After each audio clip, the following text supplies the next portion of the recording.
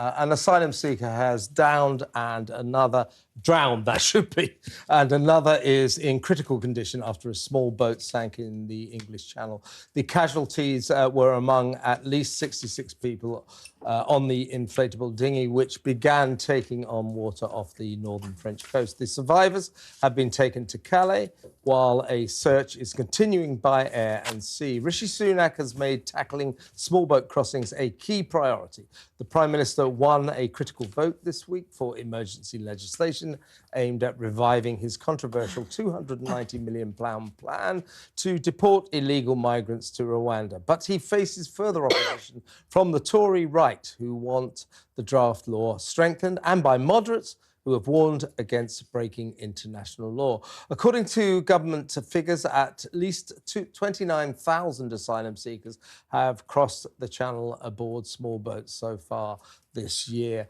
I mean, this was strange to say, but this is the way news works. In a way, Rishi Sunak was very lucky today that they found this body in Norwich, because otherwise this would have been the big story of the day, and this could not come at a worse time for the Prime Minister. It reminds us that the reason we want to stop the boats, the reason we want very strict measures to stop the boats, it's not about being, right-wing or left-wing or anything. It's about saving lives. People are dying out here, and I get very annoyed hearing the Prime Minister say, it's very important that we adhere to remember international law. Well, I think it's more important that you do something to stop people drowning in the Channel. Remember, 2 Novembers ago, 39 people drowned in the Channel. So I think we've got to do something about this. Rishi's got to come up with something a little bit better than his Rwanda safety bill, because the Rwanda bill's not going to deter any of these people from crossing. Yeah. We've got to stop this somehow, and so far the government seems to have no plans. Well, here's an idea. How about sending in the Navy? I mean, how hard could that be? We've got a Navy, why don't we use it? And here's a second idea. Well, they actually report, I mean, it's not up to them to decide whether they do it or not. That's for an elected government to give the orders. I mean, also what we've seen from this tragedy that happened is that the French are perfectly capable of taking migrants back to France. So why don't they do it more often? Because they don't want to, because it's a lot easier just to direct them over to the UK. And if Macron stops the migrants leaving the French coast, he loses votes. We need much stronger plans than the Rwanda plan. I can't believe I'm about to agree with you on that one, Kevin, but I am.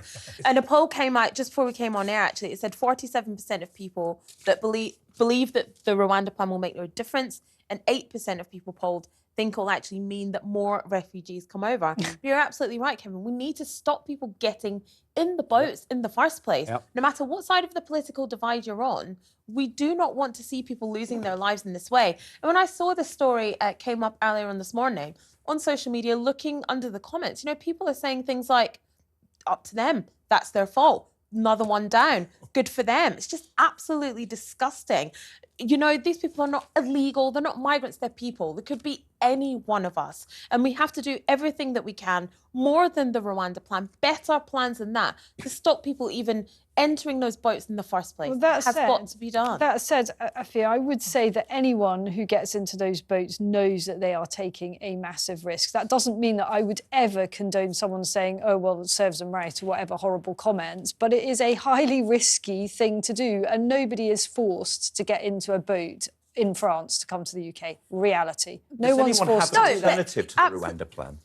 Yeah, the Navy. We got one. Well, I mean, turn the boats round. Yeah. Don't let them come here. Turn them round. But Jonny, it's a really, really good question, because Rishi Sunak has, as we've said, throughout this week, keeps saying, it's the only plan, and that it's something he wants to be judged on, and he's going to be judged. Well, he is being judged. He's being judged very, very badly. He is being judged. Because it doesn't work. And actually, there are alternative plans, none of which have, a lot of people have any confidence in that would actually do it. But I think it's such a political mistake to have chosen this subject, which is such an impossible thing to solve, as the political hill he's going to die on. It's not against international law to stop those dinghies in the middle of the Channel and turn them round and take them back. It is solvable. It's completely solvable if you've got the will to do it. Other countries have done it.